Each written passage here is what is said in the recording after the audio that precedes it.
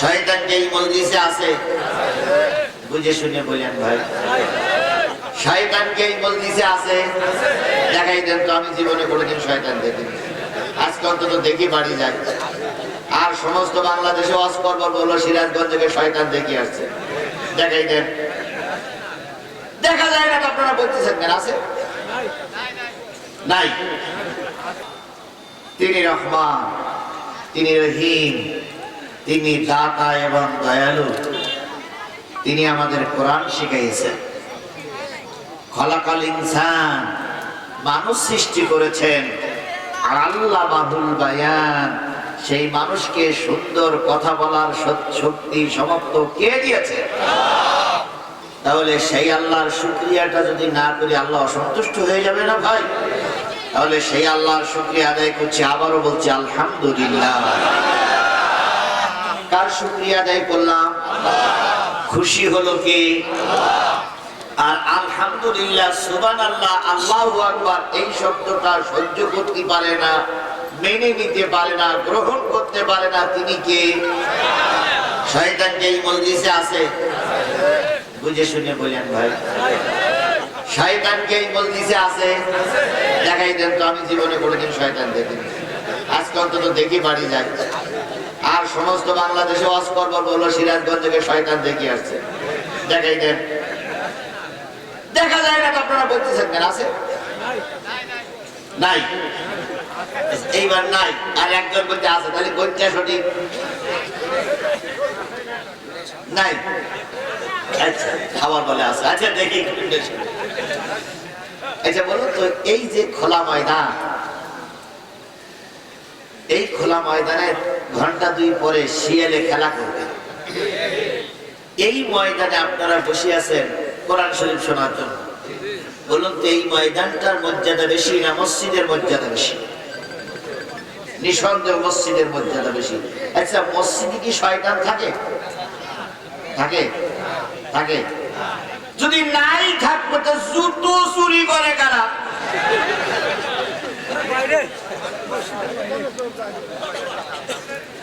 আপনাদের মসজিদে জুতো চুরি হয়? ভালো লোক কোনদিন জুতো চুরি করতে পারে বলেন ভাই? করে কি? শয়তানে জুতো চুরি করে না ভাই? আচ্ছা, চুরি করে নিয়ে যাচ্ছে, যাক, পিছন দিক থেকে একজন দেখলো, ও চাচা কার জুতো নিয়ে যাও? ভাই বাবা, ভুল হয়ে গেছে। আচ্ছা, যদি ভুল হয়ে যায় একটা ছেঁড়া দোকান নিয়ে যান, ভুল হলে নতুন দোকান ঢুকে পায়, তাই না? তাহলে শয়তান মসজিদেও আছে, এখানেও আছে।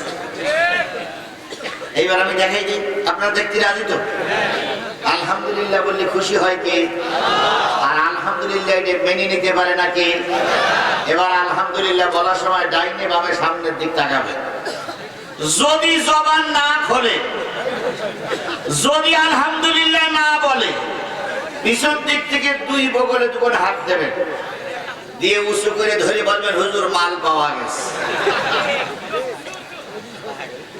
বলতে পারবেন তো? বলতে পারবেন তো?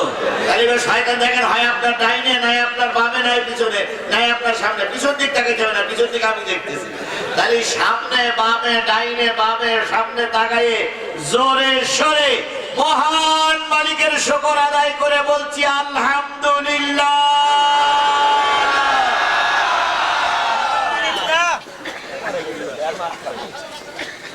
আছে? আলহামদুলিল্লাহ। যা ছিল, যে জোরে চিল্লান দিয়েছে সেই চিল্লাটি চলে গেছে। আল্লাহ শয়তান মুক্ত অবস্থায় আমাদের কোরআনের মাহফিল শেষ করার তৌফিক দান করুন। আরেকটু জোরে বলেন আমিন। বিশ্ব মানবতার শ্রেষ্ঠ বন্ধু, সমস্ত নবী রাসূলদের শ্রেষ্ঠ রাসূল, আমাদের প্রিয় ভাজন নেতা, যার সুপারিশ ছাড়া কোনো মানুষ জান্নাতে যেতে পারবে না, সেই নন্দিত নেতার নামে দরুদ আর সালাম সবাই মিলে বলছি সাল্লাল্লাহু আলাইহি ওয়াসাল্লাম। আল্লাহ বলতেছেন, ওয়া ইন্নাকা লাআলা খুলুকিন আযীম।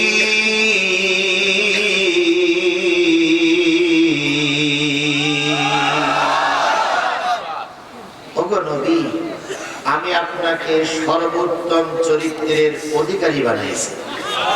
কে বলছেন? নবীজির চাইতে ভালো মানুষ সমাজে কেউ ছিল? নবীজির চাইতে ভালো মানুষ সমাজে কেউ আছে? নবীজির চাইতে ভালো মানুষ কিয়ামত পর্যন্ত তালাশ করলে আর আমরা পাবো? তাহলে নবীর চরিত্রের সঙ্গে কারোর চরিত্রের মিল হবে? বলুন তো, ওই নবী পৃথিবীতে এসেছিলেন কোন মাসে? রবিউল আউয়াল মাসে। কত তারিখ? রাতে না দিনে? হ্যাঁ, রাতেও নয়, দিনও নয়। আল্লাহর নবী, বিশ্ব নবী, বিশ্বের সর্বশ্রেষ্ঠ মানুষটা যখন দুনিয়ার মুখ দেখবেন, পেটে ব্যথা অনুভূত হলো। আমেনা ঘরের ভিতর থেকে কাঁদতেছে, মালিক কয়েকদিন স্বপ্ন দেখেছি সবচেয়ে ভালো মানুষটা আমার পেটের ভিতরে, কে যেন আমার দরজায় ডেকে বলে গেছে, আমেনা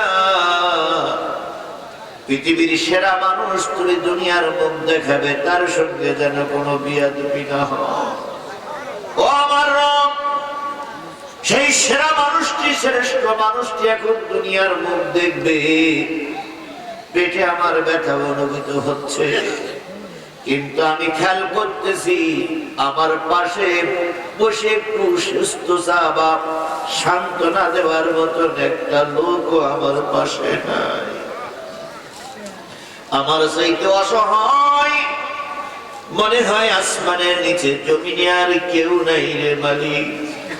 হঠাৎ করে আমি না ডান হাত কেন একটু উঁচু করলেন, লক্ষ্য করলেন ডান হাতের সঙ্গে কারোর যেন ছোঁয়া লেগেছে, মনে হচ্ছে মাথার কাছে কে যেন বসে আছে। আমেনা বললেন, কে আপনি? যিনি বসেছিলেন তিনি বললেন, বোন মন খারাপ করো না, তোমার ডাকে সাড়া দিয়ে আল্লাহ পাক আমাকে এই বিপদের দিনে তোমার পাশে আসার জন্য অনুমতি দিয়েছে। আমি তোমার মাথার কাছে বসে আছি, যতক্ষণ সন্তান ভূমিষ্ঠ না হবে ততক্ষণ আমি তোমার পাশেই আছি। আমেনা বললেন, বোন কে আপনি? পরিচয়টা বলুন। উনি বললেন, আমি আর কেউ নয়, গোটা বিশ্বের সমস্ত মানুষের আদি মাতা হাওয়া আলাইহিস সালাম। তাহলে যার কেউ নেই তার ব্যবস্থা কে করে? আমেনা বলেন, আমি বাম পাশে হাতটা একটু নাড়ালাম, নাড়ানোর পর আর একজন মহিলার হাত গায়ে আমার হাত লাগলো। আমি জিজ্ঞেস করলাম, আপনি কে? তিনি বললেন, আমি ঈসা নবীর মা হযরতে মারিয়াম। আমেনা বলেন, আমি ডান পাশটা বাম পাশে একটু নাড়াতে চেষ্টা করলাম, দেখলাম বাম পায়ে ডান পা আরো দুইজন মহিলার গায়ে ছোঁয়া লাগে। আমি জিজ্ঞেস করলাম, আপনি কে? তখন ওই মহিলা বলল, আমি ফেরাউনের স্ত্রী আসিয়া। তুমি বিপদে পড়েছো, মালিক তোমার খেদমতের জন্য জান্নাত থেকে আমাদের প্রেরণ করেছে। তাহলে অসহায় নবীর পাশে কে ছিল না, কিন্তু আল্লাহ তার পাশে থাকার ব্যবস্থা করে দিয়েছে। সুবহানাল্লাহ। নবীজি জন্ম নিলেন রাতে না দিনে? কথা বলেন, রাতে না দিনে? রাতও নয়, দিনও নয়, তখনও পর্যন্ত রাতের আধার শেষ হয়ে যায়নি, পূর্ব দিগন্তে বেলা উঁকি মারেনি। এমত অবস্থায় আল্লাহর নবী মুহাম্মদ রাসূলুল্লাহ সাল্লাল্লাহু আলাইহি সাল্লাম দুনিয়ার মুখ দেখলেন। ৩-৪ জন মহিলা যারা এসেছিল সান্ত্বনা দিয়ে কাপড়ের ভিতরে নবীকে জড়িয়ে আমেনার কোলে দিয়ে বললেন, বোন তোমার সন্তান তুমি হেফাজত করে, আমরা দোয়া করে চলে গেলাম। জান্নাতি নারীগুলো যখন চলে গেল, আমেনা কাঁদতেছে, আল্লাহ আজকে আমার এই সন্তানের মুখ দেখে সবচাইতে যিনি বেশি বেশি খুশি হতেন তিনি আমার স্বামী। কিন্তু আজকে কষ্ট লাগে, পৃথিবীতে সবাই আছে, নবীজির বাপ আজকে দুনিয়ায় বেঁচে নাই। নবীজির জন্য রকমারি কাপড় কিনবে, নবীজির গালে চুমা দিবে, নবীজির গালে মিষ্টি খাওয়াবে বলে অর্থের জন্য তিনি চলে গিয়েছিলেন। কিন্তু আজকে নিয়তির কি নির্মম পরিহার, আমার সন্তান আছে, আমি আছি, কিন্তু সন্তানের বাবা নাই। নারীরা জানে সন্তান ভূমিষ্ঠ হওয়ার পরে স্বামী পাশে থাকা কত আনন্দের ব্যাপার। কান্নাকাটি করে নবীজিকে বাম পাশে রেখে একটু বিশ্রাম নিচ্ছে, নামে না। এমন সময় হালিমা, তো এমন সময় উম্মে হানি নবীজির ভূমি আম্মা ঠিক পাইলেন, ভাবির কোল দূরে একটা চাঁদের মতন সন্তান এসেছে। উম্মে হানি ছুটে এসে বললেন, ভাবি যান, শুনলাম তোমার একটা চাঁদ মাখা সন্তান আল্লাহ দিয়েছে। কয় হ্যাঁ। ঘরটা অন্ধকার কেন?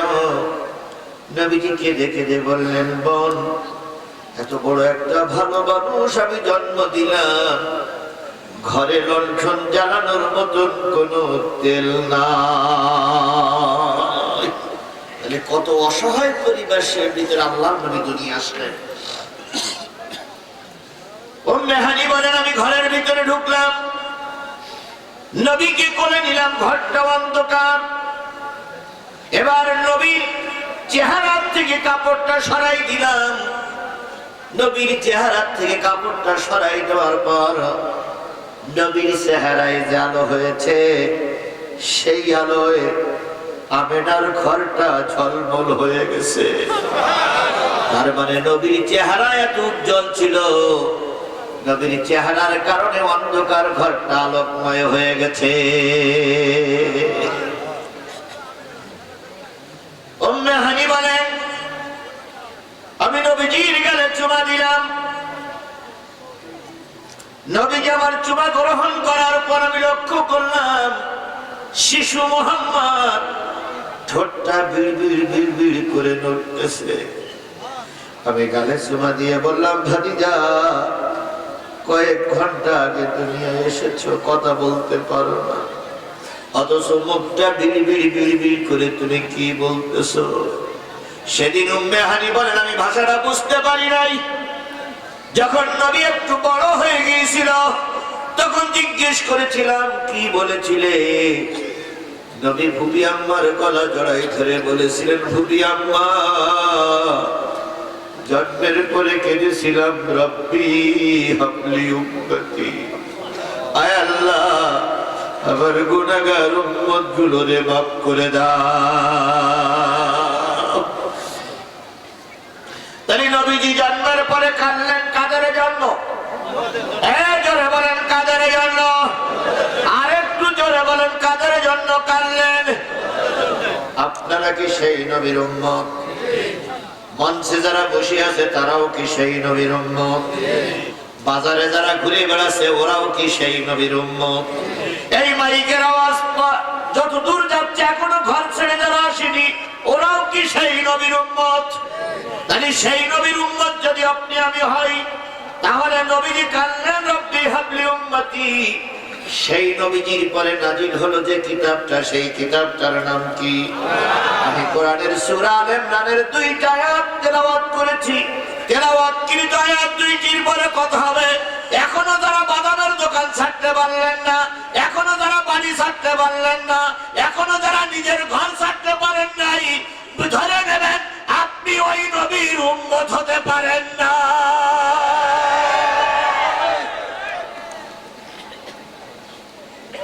আমরা তো সেই নবীর উম্মত নাকি? তাহলে ওই নবীর নাম শোনার পরে যদি কেউ দুরূদ শরীফ না পড়ে, তাহলে তার চাইতে কৃপণ ব্যক্তি আর কেউ নাই। তাই রাসূলের নামে দুরূদ আর সালাম দিয়ে শুরু করছি, কারো জবান বন্ধ থাকবে না, সকলে মিলে বলছি সাল্লাল্লাহু আলাইহি ওয়াসাল্লাম। রাসূল পৃথিবীতে ছিলেন কত বছর? 63 বছর বয়সে তিনি মৃত্যুবরণ করলেন। যেদিন মৃত্যুবরণ করেছিলেন সেই দিন কি বার ছিল? সোমবার। আল্লাহ নবী মৃত্যুবরণ করলেন সোমবারে। সোমবারের দিন দাফন কাফন হলো না, মঙ্গলবারের দিনও দাফন কাফন হয়নি। হলো কি বারের দিন? বুধবারের দিন। তাহলে কয়দিন দুনিয়ায় রাখা হলো? আরো জোরে বলেন, কয়দিন দুনিয়ায় রাখা হলো? এখানে যত লোক উপস্থিত আছেন সকলের হৃদয়ের কান দিয়ে শুনবেন। রসুলের মৃত্যুর পরে দুনিয়ায় রাখা হলো কয়দিন? 3 দিন। অথচ আল্লাহর নবী দুনিয়ায় থাকা অবস্থায় বলেছে 3টে কাজ খুব তাড়াতাড়ি করবে। 1 নম্বর, যদি কেউ মারা যায় তাড়াতাড়ি কবরস্থ করবে। 2 নম্বর, ছেলে মেয়ে যদি বয়স হয়ে যায় তাড়াতাড়ি বিয়ে দেবে।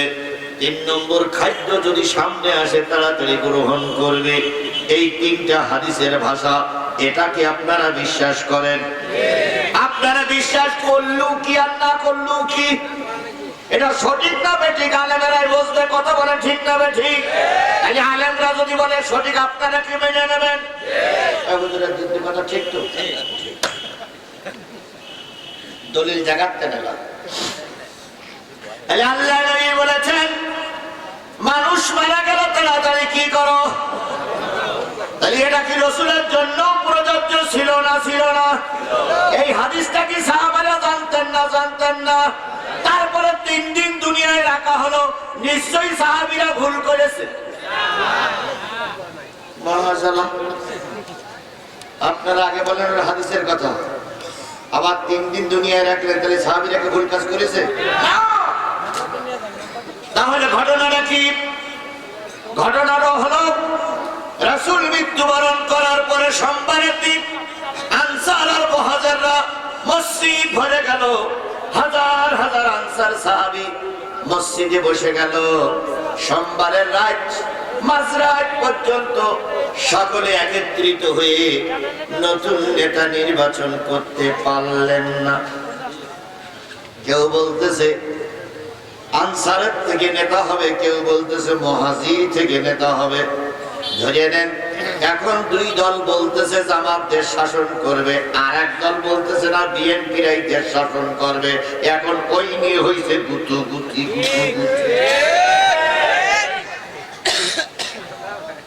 অথচ এই জামাত আর বিএনপি 17 বছর ময়দানে আন্দোলন করেছে। এমন কোন নেতা নেই জেল খাটিনি, কথা বলে ঠিক না ঠিক? এমন কোন হুজুর নাই মামলা খাইনি।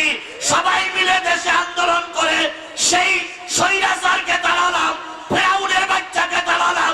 এখন আমরা শান্তিতে থাকবো, কিন্তু এখন আবার নতুন করে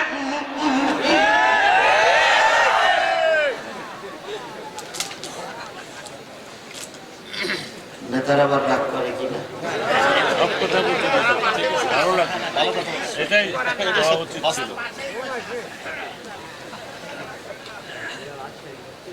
আনসার আর মুহাজিরদের ভিতরে কে নেতা হবে? আনসার নেতা হবে না বিএনপি? আনসার নেতা হবে না মুহাজির নেতা হবে? এই নিয়ে যখন আন্দোলন, তখন সোমবারের দিন শেষ হয়ে গেল। রসুলকে কবরে রাখা সম্ভব হলো না। মঙ্গলবারের দিন আবার মসজিদে সবাই ভোটাভুটিতে বসে গেল। আনসারদের দলের ভিতরে পরবর্তী খলিফা হবে না, মুহাজিরদের ভিতর থেকে পরবর্তী খলিফা হবে।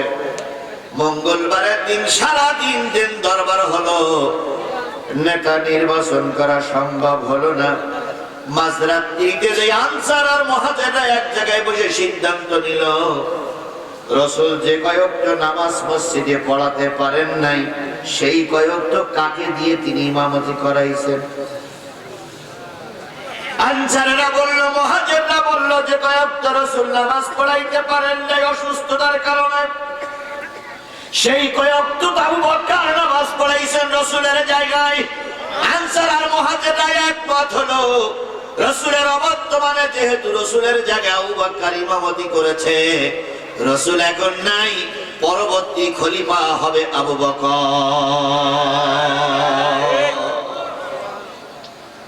এই যে সিদ্ধান্ত হলো 2 পক্ষের, এটাই হলো ভোট, এটাই হলো সমর্থন, এটাই হলো মেনে নেওয়া বা সমর্থন করা, সাপোর্ট করা, ভোট দেওয়া, এটাই হলো তৎকালীন যুগের ভোটের ব্যবস্থা। এইরকম ছিল। মঙ্গলবারের দিন সারাদিন চলে গেল, বুধবারের দিন আল্লাহ রসুলকে কবরস্থ করা হলো। এবার বাংলাদেশের মুসলমানেরা সিদ্ধান্ত নেবেন রাসূলের হাদিসকে অবাক করে 3 দিন দুনিয়ায় রাসূলকে রাখা হলো কি নির্বাচন করার জন্য। তাহলে বোঝা গেল জানাজার চাইতে নেতা নির্বাচন করা জরুরি। নেতা নির্বাচন করা কি? এই কথা বলেন, নেতা নির্বাচন করা কি? সেই নেতা নির্বাচন করার সময় আসতেছে আমাদের। সুতরাং আল্লাহ রসুলকে 3 দিন দুনিয়ায় রেখে নেতা নির্বাচন করা যদি জরুরি হয়, তাহলে বুঝতে হবে নেতা নির্বাচন করা নফল নয়, নেতা নির্বাচন করা সুন্নাত নয়, নেতা নির্বাচন করা ওয়াজিব নয়, নেতা নির্বাচন করা ফরজ।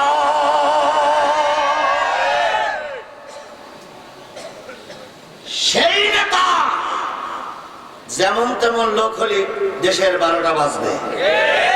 এই জন্য সেই নেতা নির্বাচন করব সৎ, যোগ্য, একনিষ্ঠ, যার দ্বারা এই এলাকার মানুষের উপকার হবে। আমরা সবাই মিলে আগামীতে সেই নেতা নির্বাচন করব ইনশাআল্লাহ। তাহলে রাসূলকে 3 দিন ডাকলেন শুধুমাত্র নেতা নির্বাচন করার খাতিরে। সেই রাসূলের উম্মত আমরা রাসূলের হাদিসকে ফলো করে আগামীতে চলবো ইনশাআল্লাহ। বলেন এই রাসূলের মত এবং পথের পরে এখানে বসেছি। কে কোন দলের সমর্থক ওটা আমার পরিচয় নয়। আমার পরিচয় আমি একজন মুসলমান। আমার পরিচয় আমি ইসলাম ধর্মের লোক। আমার পরিচয় নামের পুরোতরে মুহাম্মদ শেষে ইসলাম। আমার পরিচয় চামড়া কেটে বাদ দেওয়া হয়েছে। আমার পরিচয় আমি এক কালেমার পরে বিশ্বাস করি আমার আল্লাহ এক, আমার রাসূল এক, আমার কোরআন এক, আমার ধর্ম এক। আমি আল কোরআনের বাইরে যেতে পারি না, কারণ আমি আল্লাহর গোলাম।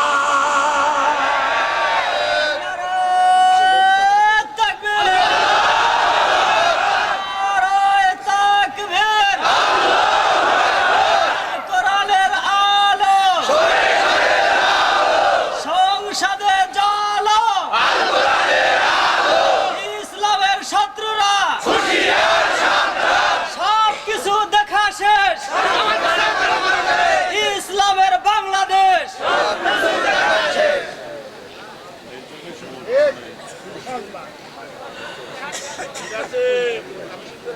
ভাই ও রাস্তায় কি কি হচ্ছে?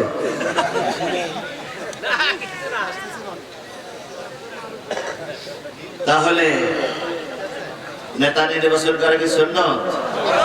নফল? ফরজ? কার নির্দেশ? সেই আল্লাহ নাজিল করলেন আল কোরআন মানুষের জন্য। এই কোরআন নাজিল হয়েছে কাদের জন্য? হুদাল লিন্নাস, মানুষের জন্য। আপনারা কি মানুষ? এই ঠিক বলি বুঝেন, আপনারা মানুষ তো?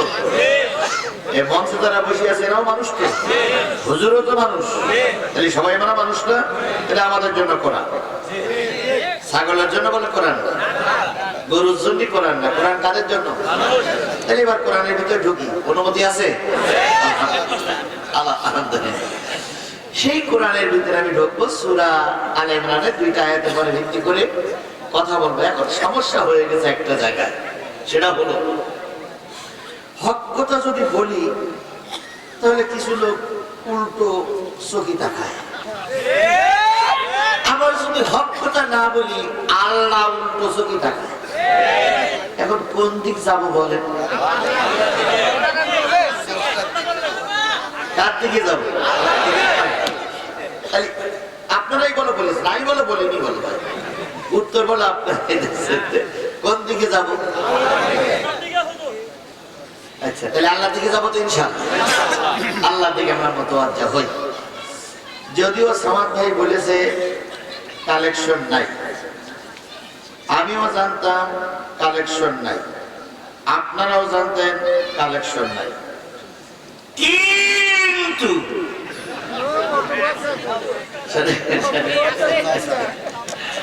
আমার ওই খাওয়ার সময় যুবকেরা বলতে হুজুর কালেকশন নাই, এটা আমরা ঘোষণা দিয়েছি, কিন্তু যার টাকা পয়সা উঠেছে আমাদের একটু শর্ট। এই জন্য আপনি একটু বলবেন, যা যে যা পারে, 20 টাকা 25 টাকা 50 100 200 যে যা পারে, সে যেন একটু আমাদের হাতকে শক্তিশালী করার জন্য দেয়। ও ভাই, হেল্পফুল ফুজুলি যারা আছে, আমি জানি এরা বিএনপি জামাতের লোকেরাই আছে, এখানে আওয়ামী লীগের কোনো লোক নেই ভাই। আর এই 17 বছরে আওয়ামী লীগেরা লুটি বুটি খেয়েছে ভাই, এরা খেয়ে একটা পুরো ব্যাঙের মতন হয়েছে। এখন আমরা যদি এদের হাতকে শক্তিশালী করার জন্য 20 টাকা দেই ভাই, তাহলে মাহফিলটা ঠিক মতন চলবে, আগামী বছর আবার মাহফিলটা হবে। আর এবার মাহফিল করে